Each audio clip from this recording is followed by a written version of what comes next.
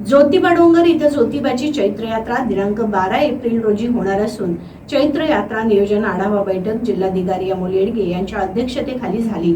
या बैठकीत जिल्हाधिकाऱ्यांनी यात्रा नियोजनाबाबत जिल्हा प्रशासनातील सर्व विभागांच्या अधिकारी कर्मचारी यांच्याकडून नियोजनाचा आढावा घेऊन संबंधित विभागाच्या अधिकाऱ्यांना सूचना दिल्या।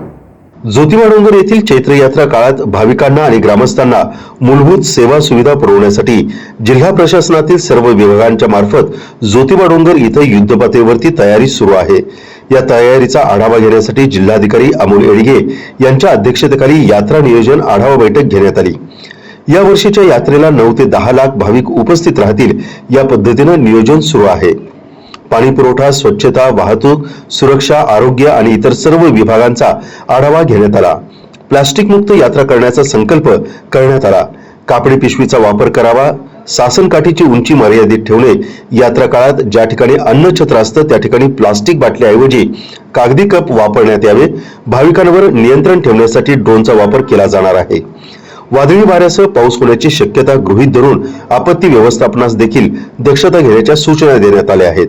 सूचना प्रशासनाला आणि कशा पद्धतीचं नियोजन 12 एप्रिल 2025 रोजी दक्कनचा राजा श्री केदारलिंग ज्योतिबाची यात्रा आहे। यात्रेच्या अनुषंगाने यापूर्वी तालुकास्तरीय समितीच्या 5 बैठका झालेल्या आहेत आणि नियोजनसुद्धा तालुकास्तरीय विभागांचं झालेलं आहे। आज त्याचा आढावा जिल्हास्तरीय बैठकीमध्ये मी SP साहेब CO साहेब आम्ही जॉईंटली घेतलेला आहे।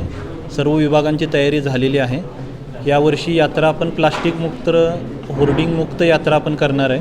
त्या अनुषंगाने कापडी पिशव्यांचं वाटपसुद्धा आपण करणार आहे। आत्ताच पोस्ट विभागाने 10,000 पिशव्यांचं कापडी पिशव्यांचं वाटप केलं। काही बँकासुद्धा कापडी पिशव्यांचं वाटप करणार आहे। बचत गटांच्या पिशव्या देवस्थान समितीसुद्धा वाटप करणार आहे। जे प्लास्टिकच्या बॉटलमधून जे पाण्याचं वाटप केलं जातं ते सुद्धा यावर्षी आपण जे अन्नदान आणि पाणीदान करणार आहेत त्यांना विनंती करणार आहेत की त्यांनीसुद्धा प्लास्टिकच्या बॉटलचा वापर कमीत कमी करावा। जे रियुजेबल प्लास्टिक बॉटल आहेत किंवा पाण्याचे ग्लास त्या माध्यमातून पाणी द्यावं।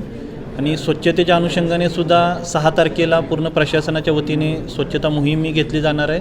तर स्वच्छ आणि प्लास्टिक मुक्त यात्रा, सुरक्षित यात्रा करण्याच्या अनुषंगाने सर्व विभागांनी त्यांचं नियोजन पूर्ण केलेलं आहे। पार्किंगचे पॉईंट असतील किंवा वाहतूक मार्गामध्ये बदल करायचा असेल, यात्रा दरम्यान सासनकाठींची जी मुवमेंट ज्या मार्गावरून होणार आहे त्या ठिकाणचे सर्व अडथळे दूर करणं असेल, हे सर्व काम झालेलं आहे। आणि अन्न व औषध प्रशासन विभागामार्फत अन्नपदार्थांची तपासणी असेल, मिठाई पदार्थांची तपासणी असेल आणि त्या संदर्भात जी SOP आहे ती देणं असेल, ते सुद्धा काम झालेलं आहे। आणि या यात्रेच्या निमित्ताने प्रत्येक विभागाच्या माध्यमातून जास्तीत जास्त स्टाफ पूल करून काम केलं जाईल।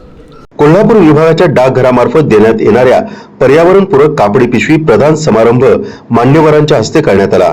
बैठकीवेळी जिल्हा परिषदेचे मुख्य कार्यकारी अधिकारी S कार्तिकेयन, पोलीस अधीक्षक महेंद्र पंडित, अपर पोलीस अधीक्षक धीरज कुमार बच्चू, पन्हाळ शाहूवाडीचे उपविभागीय अधिकारी समीर शिंगटे, देवस्थान समितीचे सचिव शिवराज नायकवडी, पन्हाळा तहसीलदार माधवी शिंदे, उप अधीक्षक आप्पासाहेब पवार, गट विकास अधिकारी सोनाली माडकर, जिल्हा आपत्ती व्यवस्थापनाचे अधिकारी प्रसाद संगपाळ, ज्योतिबा बंधाऱ्याचे व्यवस्थापक धैर्यशील तिवले, ग्रामसेवक शिवाजी पाटील यांच्यासह सर्व विभागांचे अधिकारी कर्मचारी उपस्थित होते।